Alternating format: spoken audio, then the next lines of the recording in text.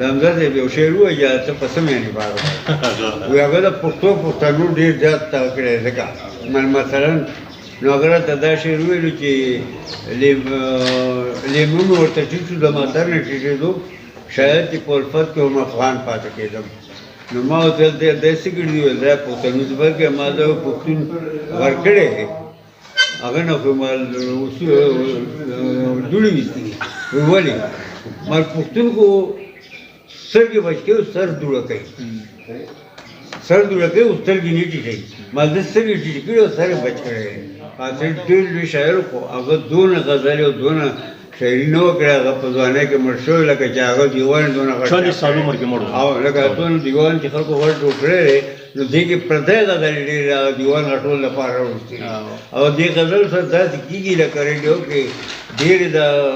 ایاز داودي غزلې چې ایوب صابر په نوم نشر کېږي تا چې ویل شي کومه داماد به مې دلته چاپ کړی ما شعر دومره لوی شاعر سره د هغې نسبت ورکړی دی لکه خاطر ډېر لوی شاعر و نو چې زما شعر دا ګڼلی دی چې دا د خاطر دی نو مطلب دا دی چې دا زما لپاره ډېر فخر لوی کړی بسم الله الرحمن الرحیم مونږ سره نن د خلیل نامې یو ډېر نامتو شاعر ادیب او طنزنګار ښاغلی حمدالله جان بسمل صاحب موجود دی چې د هغوی نوم د چا نه پټ نه دی په ریډیو پاکستان کې هغوی پاتې شوي دي او د پښتو چې کوم درې جانانان په هغې کې دوه زموږ د خاورې د خلیلو سره تعلق لري چې د یو نوم عبدالله جان ماموم اوس وفات دی الله دې وبخي او د بل نوم چې کوم دی حمدالله جان بسمل صاحب دی چې موږ سره دا وخت زموږ تر څنګ ناست دی او دریم نوم د دغه جانانانو دریم چې کوم تسلسل و هغه سعدالله جان برق دی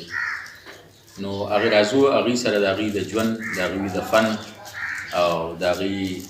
د تصنیفاتو او تالیفاتو په حواله خبرې کوو په پروګرام کې ورته هرکلی وایو او وړومبی تپوس چې کوم دی زموږ پخواني چې کوم مشران دي یا د ریډیو پاکستان اورېدونکي دي هغوی خو د هغوی دې سره څه تعارف او ضرورت نشته دی خو د نوي کول لپاره زه ضروري ګڼم چې دوی لنډه پېژنګلو موږ سره شریکه کړي نو لنډه پېژنګلو زما دا ده چې زه په 1941 کې اکتوبر کې په مطرح سره مالوی او کندې راغی کې زه پیدا شوم بلکې په پیدا کېدو مجبور شوم نو هغې نه پس چې کوم دی ما خپل کلي مطرح کې های سکول نه میټرک وکړو بیا اسلامیه کالج ته لاړم هغه وخت کې اسلامیه کالج او ډرس کالج په پېښور کې نو دا نور کالجونه نه وو نو زه په سایکل دا ورځینه په دې مولادو په لار باندې تلم دا کچه لار وه بیا مې په کال 19 کې په پښتو کې مې کوم یونیورسټۍ نه هغه کې دا پرایویټ مې اجازه نه موږ ریګولر کولو بسمل صاحب لکه دا خو د تاسو د ریډیو د زندګۍ خبره وه دا موضوع چې تاسو د ادب سره هم تعلق ساتو ادب چې تاسو لیکلی دی نو د شاعري طرف ته تاسو دا رجحان څنګه راته شوی ځکه چې تاسو خو مزه هم ده او هم ده دا شاعري چې کوم دا څوک چې کله دغه کوي که نه لیکل شروع کوي نو د نثر نه شروع کوي د شاعرۍ نه شروع کوي نو ما هم د شاعرۍ نه شروع کړو زه ویل چې زما پلار هم شاعر و خو زموږ یو استاد هم په نهم لسم کې سبق ویلو سرګندلي رمزي نام راغی نو هغه وخت کې به د پېښور ښار کې نصر الله خان نثر یو سړی و ډېر مشهور اداکار بالکل د هغه په ځای کې به هر جمعه و به اتوار په ورځ مشاعره کېده نو هغه به طرحه راوړه یو دوم یو د مټی خانجي و احمدعلي زما کلاس فیلو نو هغه باندې موږ هم ورله لیکل شروع کړو غزل هغه ته بیا پوره هغه به کرکشن کولو به هغې کې یو ځل یو طرحه راوړه نو هغې کې زما یو شعر و چې نه د ژوندی یم نه د مړو په حساب یم بسمل تن مې نیمه جان دی نن سبا نو دا ما هغه شعر کې ویل زما بسمل هغه وخت کې تخلص نه و خو هغې نه پس راته هغه استاد هم او ټول هلکانو بسمل شروع کړه نو زه هغې نه کې زما د تخلص سره خوښ نه دی خو هغې د دې نامه باندې مشهور کړم نو هغه وخت نه مې شاعري شروع کړې وه ما ډېر زیات پویټري لیکلې وه خو ټول رانځای شوې ده اوس مې یو ورکوړی غوندې کتاب چاپ کړی نو هغه چې کومه راته یاده وه یا چاته راسره وه هغه مې پکې خو شاعري سره زما لیکل ما زیاتتر نثر لیکلی دی په نثر کې مې یو کتاب لیکلی آف دی ریکارډ هغه هیومر دی نو هغه زما ډېر خوښ دی د خلکو مغه خوښ دی هغه کې داسې څه مسایل دي څه هغه دي پکې چې خلکو هغې ته نظر راغلی لکه مونږ دا ووایو چې عبدالله جان مغمون صاحب خواږه راغلي کړي وو خو تاسو په دې کتاب کې داسې څه په دې کې زما بس مزاحیه مضامین دي ښه جي او ځکه دې کې دې ته ډېر خلک دغه ووایي ټکل ټاکلونه دي ته یا خو ټکل ما ته بد کړی دی ما ته خراب کړی او اردو کو ته انشائیه وایي نو هغه دا اصل کې هڅه ایسے نو دا ما نه پېژانده دا څیزونه مې نه پېژانده چې یاره دا تکل څه شی ته خو د ټلویزیون کې مطبوعوف نامه هغه یو پروګرام سټارټ کړو نو هغه ما ته ویلي چې یاره زما د یو منټ یو نیم یو داسې لیک پکار دی چې هغه ته لیکي او په هغه نو هغه دا وکړو چې یو هفته به ته لیکي یو هفته به ایوب صاحب د خپل هغه لیکي نو هغه د یو میاشتې شیډول مال راکړو نو لومبی تکل پکې لومبی ایټم پکې د هغه و په هغه چې په کوم ورځ ریکارډینګ کېدو هغه مطلب سړی راواستلو چې بس در دې راشي او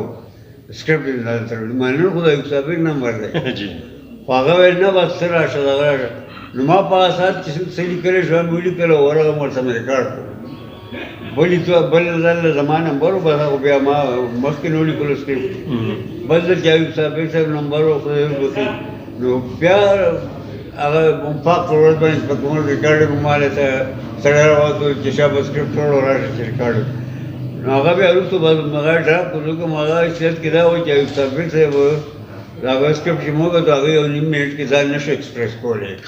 خو زمونږ په ریډیو کې دا ټریننګ شو چې په ریډیو کې زموږ دا اصول دي چې که یو منټ یو سړی خبره کوي نو هغه به هم داسې کوي چې هغه کله خبرو وي چې اورېدونکی دا وګڼي چې نه دې خبرې نه مخکې څو نه وروستو څو به دې ټولې خبرې بسم الله تاسو طنز او مزاح ته لکه څنګه راغی په دا وخت کې خو ریډیو کې ډېر سنجیده کار کېدو لکه عبدالله جان مامون صاحب و سمندر خان سمندر صاحب و اجمل خټک و سیف الرحمن سلیم و ستاسو رجحان طنز او مزاح طرف دا اصل کې دا چې زه خو ریډیو ته راغلم زما لا پروبیشن پیریډ و نو دغه کې زه قطر کې راغلم ریډیو ته نو هغه وخت کې زموږ نه د ایسټ پاکستان ته لیو نو ډېر لوی غم ده خلک هم خفه نو بوټو صاحب قصه درو نو هغه یو انسټرکشن راواستول چې تاسو دا قوم چې کوم دی د مورال ډېر ډاون شوی دی او تاسو ډسجاکي پروګرامونه شروع کړئ چې هغوی ته لږ مزاح هم میلو شي او لږ ریلیف ماته میلو شي هغوی لږ خوشحاله نو هغه ما اول خو موږ ډسجاکي نه پېژندل چې وټ از ډسجاکي هغه ټول وایي ډسجاکي څه ته وایي ډسجاکي څه ته وایي ډسجاکي هغه بیا station director लोग मीटिंग रोज आगे मुझे सब आगे टाइम लोग पता तो क्या मुझे चलते क्वार्टर तक टेलीफोन को चाहिए ना पता नहीं जो दा डिस्जा किससे भरा ना को दार बेला फॉलो पावा जमाने के अगर जिस टेलीफोन को ना दो जो कि ख्वाह तो आवाज़ सुनस करे और डिस्क जा के देते हो क्या डिस्क नहीं आता उनको कि देश सारा दोनों तेज और तरार कंपेयर करो दोनों तेज तरह चले نو دې ډیسک جاک شو هغه چې دې ډیسکونه کړی نو هغه باندې بیا ما دیګه چې دا پروګرام څوک کوي زموږ پروفیشن فیلډ او د کانسپټ زموږ یو اسسټنټ ډایرکټر نو هغه چې نه ویل راغلی د کې ما ته جراثیم ښکاري نو هغه پروګرام ما ته ولکو د پروډکشن باندې لا دونه پوهېدم هم نه خو بیا دې لږ انکریج کړم نو هغه ما یو پروګرام شروع کړو ما مې سکرپټ دا ما زما سکرپټ هم په خپل لیکم او وایم هم په خپل نو سکرپټ مې چې ولیکلو نو هغه स्टेशन डायरेक्टर तो का तो खुशहाल शो न आगा गुलदस्ता प्रोग्राम ब्यागा आगा के मागा उमर निकल शुरू को न आगा तुमरा कामयाब शो चेद आगा के लस लगा रे दादमर ट्रांसफार्मर तो करा न 10 किलो हर्ट्ज न तब सिर्फ 40 मील पूरा देश ट्रांसमीटर से कम ट्रांसमीटर न आगा तो प्रोग्राम दोनों पॉपुलर के माला ब्यागा निमी घंटे ला د پنډای اسلامآباد نه 100 کیلو واټ شارټ کې ټرانسمیټر راکولو نو هغه میډل ایسټ کې موجود شو د افغانستان په ټولو کې نو هغه د څلور پنځه کاله مو چلو خو د ما ټرانسفر بیا کوټ شو او د کوټ ټرانسفر نو هغه بیا بل شو پروګرام نو ما سند مزه ما ته هغې نه شروع شي هغې باندې بیا ما دا چاپ راوندلې په ریډیو کې ستاسو د طنز او مزاح ابتدا مو شوه ابتدا دا شو هغې باندې ما دا چاپلو ما دا چاپلو کې لکه څنګه چې شو بیس کې لګي چې بس ډېر مزاحیه پروګرامونه بسم الله صاحب لکه څنګه چې په د ریډیو کې ریډیو پاکستان کې حجره پروګرام کې د مرکه پروګرام کې د نور کېدل په دې کې تاسو داسې برخه اخیستې وه لکه څنګه چې پاینده خان او توکل خان او دا کسان نه په خپله خو دغه پروډوسرو لپاره دا ضروري نه و چې زه پرفارمنس وکړم خو د اجرې پروګرام د پروډوسر پاتې شوی ډېر موده هغې کې دغه مقبول صاحب پیاده خان او توکل خان د ګل محمد خان او بل ګل احمد خان د حمزه صاحب ورارو پسې او جوهر هغه پکې نو هغه خو خبرونه ویلي او دی پیاده خان او توکل خان چې کوم دي په خپل ګپ لګول سکرپټ په سمندري ګورایي سمندر واجي سمندر کې دا چې هغه د صدر نه سکرپټ په مال وروړو نو ما ولا مخکې سکرپټ نشو کاته ځکه چې هغه سکرپټ ویل لګم کوریکشن وکړو خپه کېدو نو هغه به ناست و چای به مې راوړو چای به جوس کړي به بیا ما سکرپټ ما ته پروت و چې تر څو پورې هغه تللی نو ما به سکرپټ نشو کاتی نو چا به لاړو نو بیا ما سکرپټ وکړو چې پیل خلاف یو بل هغه چې هغه پکې یو داسې یو ناپلته ویشته نو هغه به بیا مو ویسته او داسې ادبي طرف ته هم راوسته نه د پالیسي وایي نور پالیسي مطابق راوسته بسم الله صاحب تاسو لکه د نثر په دغه کې په مقابله کې نظم ډېر کم لیکلی دی حقیقت دا چې ډېر کم هم لیکلی بله دویمه دا خبره چې په نظم کې تاسو غزل ډېر کم لیکلی دی او ستاسو د نظمونو چې کومه معیار دی ډېر زیات اوچت دی نه ما خو غزل لیکلي نظمونه پکې کم دي خو ما ورته غزل لیکلی دی سرنامه کې ما ورته هغې نامه لیکلې ده هغه کتاب کې چې کوم دی هغې کې نظمونه کم دي عنوان هم ورکړی صرف او صرف عنوان ورکړی وي غزل نو او بل دا چې کم ما لیکلي ځکه دي چې ما کوم لیکوان پویټي لیکلی که نه نو هغه یو غټه کاپړه وه ما نه ورکه شوې ده نو بس هغه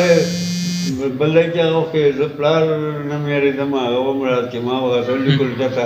نو هغه به ته خپله سټډي ورنه کوي چې ته دا کار کوې لکه او بل دا چې ځینې وخت به ما غزل لیکلو یو دې ځل مې ټوال هم خوړلي دي لکه یو دا شعر چې بسم الله تا چې ویل شیخ ماته داماد کټ نشه کټ یې ورکړی کټ نه دی داماد بنګړي دلته چاپ دا کلام تاسو ته ټول یاد دی او یاد دا که تاسو یو دې راته یاد دی خو وایم یا یو ځل یو داس کار شو چې ما یو غزل لیکلی و کا بھائی نو هغې کې مسله دا وه چې زما پلار د خدای وایي راغی چې چېرته کاغذ ماغذ په کار شو یا قلم که نه نو هغه به راغی زما کاپۍ نه به کاغذ شلولو نو ما یو ځل خپله زما بېله کمره وه نو هغې کې زه ناست وم یو غزل ولیکلو خو بیا مې لور او څادر واغوښتې مونږ غوا ساتلی وم هغې لښکر وم نو هغه کاپۍ هم داسې پرته وه چې ته پلان مې کاغذ پکار و یا قلم پکار راغی نو هغه غزل چې ما لیکلی و د هغې هغه اخرنی شعر ته و چې بسم الله د جذباتو احترام یې لږ پکار دی بسم الله د جذباتو احترام یې لږ پکار دی غریبه چې په توره سرګمای راغلې ده نو هغه دا ما ورته سیکنډ ایئر کې څه وویل چې راو پلار راته چې کولی ویل ما ویل چې ته سټډي کوې ته دا ولیکې دا بله به څه لیکې نو هغه وخت کې ما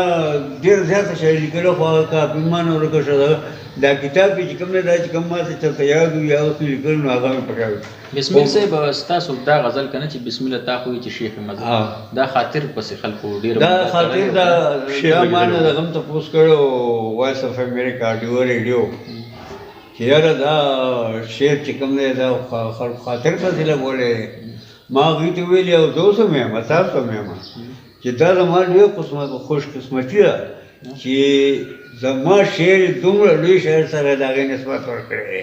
لکه خاطر ډېر لوی شاعر و نو چې زما شعر دا ګڼلی چې دا د خاطر دی نو مطلب دا دی چې دا زما لپاره ډېر فخر مقام. لوی کریډټ دی د دې کې یو څو شعر تاسو د دې دا ما د یو خو په دې مقطع کې چې دا کوم وي بسم الله تا خو چې شیخ مزدي دویمه مصرع کې لکه ډېر غټ چینجز شوی دی تبدیلی پکې شوی دی چې دا شعر غلط دی کټ پکې نشته د لفظي مضمون ته نقصان کټ رسول دی کې چې دې کې ورګری کړه کټ کې ورګری کړه او دا چې بسم الله تا چې ویل شي کوم داماد باندې دلته چا پړ دلته چا پراته نو هغه کې سر خبره ده کله جاوي کې هغه ایکشن اصل د دې نور شي څنګه ټانګې سره ماتې دي شي بغړي د دې نور څه ده دا ما په فرست ایئر کې په خبرونه حال کې مشاوره او زما سره ډیګري کالج جوړ نو هغه کې ما دا غزل ورول او دا بیا سینه په سینه د یونیورسيټي کې کالجونو کې ډېر مزر روانو هغه د دې دغه دا وخت بلار کوم دا وسته په مسله د رباب پرسي کتور سنبلی پلالا پرسي او بل په شعر کې ته په کوڅه کې لیونیل غړي که شهیدان په کربلا پرسي دای په کوڅه کې لیونیل غړي که شهیدان دا خبره چې د ادم زوی وشي چې څنګه خبر پکې خوونه د هوا پرسي او بلو چې لازم شرنو پکې ټول ماته نه دی دا خیری دغه وکنه چې بسم الله تا خو وی چې تا چې خو نه بسم الله تا چې ویل شیخ مو دا مو داماد بغلی دلته چا پر دا کټ څنګه د خاطر کتاب کې دا خلکو لیکلو او خاطر چې کوم دیوان خلکو مرسته کړي خاطر ډېر لوی شاعر خو هغه دون غزل او دون شاعري نو کړه هغه په ځوانۍ کې مړ شوی لکه چې هغه دیوان دونه غټ 40 سال عمر کې مړ او لکه ټول دیوان چې خلکو ور ټوکړي نو دې کې پردې غزل ډېر دیوان غټول لپاره وروستي او دې غزل سره داسې کېږي لکه ریډیو کې ډېر د آیات او دې غزلې چې یو صابر په نوم نشر کېږي یا په اردو کې هم داسې ډېرې چې لکه دا خلکو دغه پورې تړي چې اقبال پورې تړي چې تنګدستیا ګرنه هو غالب غالب خلکو ته هغه کې دا غالب شعر نه دی نو دې کې دغه رنګې زما شعر دغه په کتاب خو اوس چې کوم شوی نوی دا ایډیشن کړی دی نو هغې نه دا ټول ویستي دي چې کوم ناظر صاحب هغه چې کوم پلان پردی غزلې چې ویستي دي زما دغه هم تېسته شعر هم تېسته بالکل په غلطۍ کې راغلي وو خو بسمل صاحب دې طرف ته ورشو چې ریډیو او ټلویزیون یو اداکار یا یو انکر هغه چې کوم پیژندې شي بهر خلک پیژني ډېر زیات مشهوري د ریډیو په حواله باندې داسې تاسو چې کوم پروګرامونه کړي یا کوم هغه کړي دي نو داسې پیژنګلو پکې په خلکو کې کېدلی چې تاسو وایئ چې یاره ما هم څوک وپېژني چې زه پکې خوشحاله وم یاره ما ته خو دا مسله وه چې ما خلک ولې پېژني زه د هغه وخت چونکې ما پروګرامونه کول نو د ټلویزیون په پېښور کې نه په پلریا کې او هغوی له ما سکرپټونه هم لیکل د هغې کې سمدلته خو هغې کې دا دغه وشو چې زه بس ټیک وه زه بیکګراؤنډ کې وم خلکو نه پېژنم په شکل خلکو نه پېژنم په ریډیو باندې زه ټول ورډ کې اوس هم ما خلک پېژني ځکه چې زه اوس کاناډا ته تللی یم دوه کاله مخکې هغه ځای کې زه وم خو بس ګرځېدم راګرځېدم نو هغې کې د یو چې ما کوم وخت دغه وکړو دا ما بوکینګ وکړو زما فلایټ چې په کومه ورځ وکړه نه زه تلم انګلینډ ته بیا د کاناډین انګلینډ سره نو هغه وخت کې د کاناډین براډکاسټینګ کارپوریشن والا خبر شو ټلویزیون والا هغې کې ټول د اردو والا هلته پښتو پروګرام نه و د اردو خو هغوی نه ما نامه پېژنده نو هغوی راغله سړی راغی ما سره میلاو شو نو هغه چې ته تا سره موږ مرکه کوو نو ما ویل کله کوئ نو هغوی ویل 15 ورځې وکړو نو ما سبا به زما فلایټ دی هغه ډېر زیات خفه شو ویل تا رستو کولې وړاندې کول چې رستو کې غواړه سل $200 راباندې اخلي نو ما نشو کولی ما ورته یاره بس زه ځم انګلینډ ته او هغه افسوس کوم چې زه نه کولی هغه ډېر زیات خفه شو دغه شو بلکې زه د هغې هغه سړیتوب ته حیران یم چې چونکې زه هغې سره ما ریکارډ ونه کړو خو هغې هغه سړي ما له یو لفافه راکړه په $100 ما ترې نه اخېسته ډېر وخت مې وکړو خو هغه په زور راکړه ویل دا خبره چې څه رانه وي او مونږ تا له څه دغه ولکړو نو دا ما ته بسم الله صاحب لنډ سوالونه او جوابونه کوو که نه وخت هم کم دی ستاسو په دور کې چې په هغه دور کې سمندر خان صاحب، حمزه صاحب، اجمل خټک صاحب، سیف الرحمن سلیم صاحب، عبدالله جان محمود صاحب، ایاز داودزی، امین الله داودزی، دا ټول په دې یو ریډیو کې راجم نو دا یو اداره و ریډیو نو، اوس ریډیو شو هغه وخت اداره و زما په زما دې ته تاسو په کوم نظر ګوري؟ دا هغه کار دی چې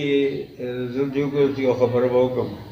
چې هغه وخت کې د انګریز د زمانې نه واخلې تر د پښتو صاحب تر دوره پورې ریډیو کې میرټ نه بغیر بل کار نه سفارش یا چټ یا داسې نه چلېږي. ریډیو ته هغه کسان راځي چې کوم د سوسایټي کریم سوسایټي به راتلل، خو چې کله د معافي غواړم خو چې کله بوټو ته حکومت راغی نو چټ سسټم شروع شو. سفارش هغې سره بیا دا و چې ټول منسټران او دغه د هغې خلک راغله نو هغوی خو دا و چې هغه ډېر داسې وي چې میرټ باندې هغه پوره نه و. اوله را روانه کیسه را روانه کسان خو لاړه چې اوس کوم دویم د هغې وجه دا ده چې زمونږ وخت کې ټریننګ و. زمونږ په اسلام آباد کې یو ټریننګ اکیډمي ده، پاکستان براډکاسټینګ اکیډمي هغې ته وایي. نو د هغه صرف په دې ساوث ایسټ ایشیا کې دوه اکیډمۍ دي، یو په کوالالمپور کې ده په انډونیشیا کې او یو اسلام آباد کې. نورو دې ملکونو کې اکیډمي نشته دی براډکاسټینګ اکیډمي، هغه سکولونه شته دی. نو دلته په اسلام آباد کې دا اکیډمي چې کومه نو دې کې نه یوازې دا چې هر یو پروډوسر به چې بھرتي شو نو 3 میاشتې به هغه راته ټریننګ ورکولو، نو پس هغې نه هغه سټیشن ته اچولو. بیا به وخت په وخت باندې ریفریشر کورسونو، ډرامه باندې سپیشلایز کورس، ټاکس باندې، انټرویو باندې، ډاکومنټري دغه رنګه هغې کوم حساب شته. بل دا چې په دې اکیډمۍ کې به بهرني انټرنیشنل کورسونه هم کېده، د کانیډا نه به راته د مرکز موږ چې کوم ټریننګ راکول هغې له زموږ انسټرکټر کانیډا نه به راته. یو لنډ سوال کوم، په ریډیو پاکستان کې عبدالله جان محمود الله دې وبخښي چې هغې د خواږت راخوا لیدلي په لړ کې کوم کار وکړو، کوم اصلاحي پروګرامونه یې پیش کړ په سماج کې چې د هغې کوم کردار و، د اصلاح کوم رخ یې، زما په خیال دا ډېر لوی کار نه و. ولې نو څه ته څوک ولګیا کړ، دا ډېر لوی کار و. د هغوی نه پس دغه ما تسلسل ورته وویل چې موږ ټولو ریډیو د یو هتیار یو وسلې په طور استعمال کړی دی چې خلکو ته پیدا ورسېږي. ما یو بل سوال کول لنډ چې شلمې صدۍ خو د نظم او غزل په حواله ډېر لوی شخصیات پیدا کړه، لکه حمزه یې د غزل بابا پیدا کړ، اجمل خټک یې د نظم پلار پیدا کړ. تاسو په شاعرۍ کې د چا نه متاثره یئ؟ مختصر جواب. په شاعرۍ کې خو زه ولا ما ته پته نشي چې چا نه متاثره یم، ځکه چې ما یو شاعري دا همداسې ابنامه وشه زما ښه واړم که د هغه دلته څوک موریدي، خو داسې کار و چې یو ډاکټر خورشید نامه د فلاسفي ډپارټمنټ چیرمین اوس ریټایر شوی دی، نو هغه به راتلو زما ځای ته ماښام مازدیګر به راغی یو شېدلي کټ کې به سم راتلو، بیا به 10 بجې بیا سره نو هغه سره یو ورځ یو لیکچرر راغی، نو هغه نوی لیکچرر و. نو هغه وخت کې د حمزه صاحب فین شو یا د اجمل فین شو یا د غنیغه، دا یو فیشن و د هلکانو. نو هغه د حمزه صاحب ډېر لوی فین و. نو ما ته د حمزه صاحب ډېر صفتونه کول، ما ورته ویل ته ما ته د حمزه صاحب یو شعر ووایه ته په څه معنې باندې وایي هغه د پښتنو ډېر زیات دغه کړی دی ځکه مثلا نو هغه راته دا شعر وویلو چې لیمون ورته ټیټ شو د ماتر نه ټیټېدو، شاید چې په الفت کې هم افغان پاتې کېدم. نو ما ورته ویل دی څه کړي دي؟ ویل دا پښتنو چې بلکې ما دا پښتون غر کړی دی، هغه نه خو ما دوړې ویستې. ولې؟ ما پښتون خو سترګې بچ کوي، سر دوړه کوي، سر دوړه کوي او سترګې نه ټیټوي. ما ده سترګې ټیټې کړي او سر یې بچ کړی دی. نو ما دا پښتون کلچر ته خلاف خبره. بیا داسې یو بل شعر هغه مې ویل داسې وکړو، بل یې ویل ما تو ته دا ولیکه که نه ما ورته وویل چې آبر مجھے د دودزو د خاندان د ایاز زوجي، د امین الله دودزي، د عنایت الله ضیا، پښتو ادب ته ډېرې لویې بخښنې، ډېر معیاري کار یې کړی دی. تاسو په کوم نظر ګورئ؟ نو دا خو ټول زموږ دي یو دغه ځکه دی چې موږ نږدې د کلي دي هسې پرو فلټ باندې موږ نږدې د مټی کلی چې کوم دی دا یو 3 میله کلی دی. او بل په ریډیو کې د محبوب علي خان هغه زموږ سټیشن ډایرکټر پاتې شوی دی. زموږ ژبه، زموږ کلچر، زموږ لیک زموږ ماحول زموږ ټول هر څه یو رنګ دي. نو په دې وجه باندې چې حبیب څه لیکي نو هغه ما ته ډېره فیل ځکه که زما ډېر خوښ چې زما په رنګ لیکي. چا عنایت الله ضیا لیکلي نو هغه هم زما په ژبه کې زما په رنګ لیکي. نو په دې وجه باندې زما ټول خوښ دي. بسم الله صاحب د اخیری وخت کې مونږ ګران کتونکي دا خبرې اوري مو ویني نو هغه ته داسې یو څو مزاحیه شعرونه په د هغې نه پس یو مزیدار غوندې پیغام ورکول غواړو. لکه یو څو شعرونه ورته زه داسې وایم چې ما ته که یاد وي چې یو مشاعره کې مې ویلي چې ستا د مینې غږ کړمه تقریبا 45 ستا د مشکو شمالاً 45 جنوباً 45 ستا د مینې هغه مشاعره کې هغه وخت کې ساري ګل سیف ویل اوسېد هغه ناست و هغه له سره ګیله کتاب هم ورکړو نو ما ورته ویلي ساري ګل صاحب شعر دی هغه شاته رانه شو ما د خضابونه راشم خدای ګو حسن دې پوره دی د خضابونه راشم خدای ګو حسن دې پوره دی خو که کې دي خلکو حقونه تقریبا 45 نو داسې دا نور ما نه هېر دی دغه رنګ وو او یو چې په هغه کې سبق ویلو په یونیورسټي کې نو هغه زمانه کې خو زه ریډیو کې نوم دی ریډیو کې یو غزل دی باب رشید ډېر مشهور و چې راغی تصور چې بېګا په سترګو سترګو کې نو دې یو پیرډ ما لیکلی و هغه وخت کې چې راغی تصور چې بېګا په سترګو سترګو کې راغله خپل خرطوب پورې خندا په سترګو سترګو او دې کې بل شعر چې ستا د سپینو سترګو نه جامونه له شملو شه ده ستا د سپینو سترګو نه جامونه له شملو شه ده ګرځي مې څوکړک ورته نن بیا په سترګو سترګو او بل هغې کې یو شعر واسې ټول غزل راته نه ته چې شي په خره باندې سوره مسافره شوې ته چې شوې ته چې شي په خره باندې سوره مسافره شوې غم مې غړېدو لکه سنډا په سترګو واه دا شعر بیا وایي ته چې شي په خره باندې سوره مسافره شوې غم مې غړېدو لکه سنډا په سترګو کې او دا څو نور مخوا نور یو خو اخري شعر دا و چې وګوره بسم الله څه پته رسېده د توقعات وګوره بسم الله وګوره بسم الله څه پته رسېده د توقعات ګوري لکه سکیته لنګه غوا په سترګو نو زموږ دا ګران کتونکي تاسو دا وخت اوري د هغو دپاره څه پیغام ورکول غواړو؟ یاره زه خو دې قابل ځان نه ګڼم چې خلکو ته پیغام ورکړم زه دا ګڼم چې ما له خلک پیغام راکړي ډېره زیاته مننه د ګوجي چې تاسو موږ له وخت راکړو د نن خبرې وکړې خپل ژوند او فن باندې تاسو ګټور معلومات موږ ته راورسول الله مو خوشحاله وبخښي. مهرباني شکریہ. ګرانو کتونکو دا د انګازې ټي وي پروګرام چې نن په دې کې د موږ سره یو ډېر محترم حمدالله جان بسمل صاحب موجود و د هغو خبرې تاسو د هغو په ژبه باندې واورېدې دغه شان به انشاءالله یو بل پروګرام کې بیا د تاسو په خدمت کې حاضرېږو تر هغه وخت نه غواړي کې سفرېده اجازت د الله په امان.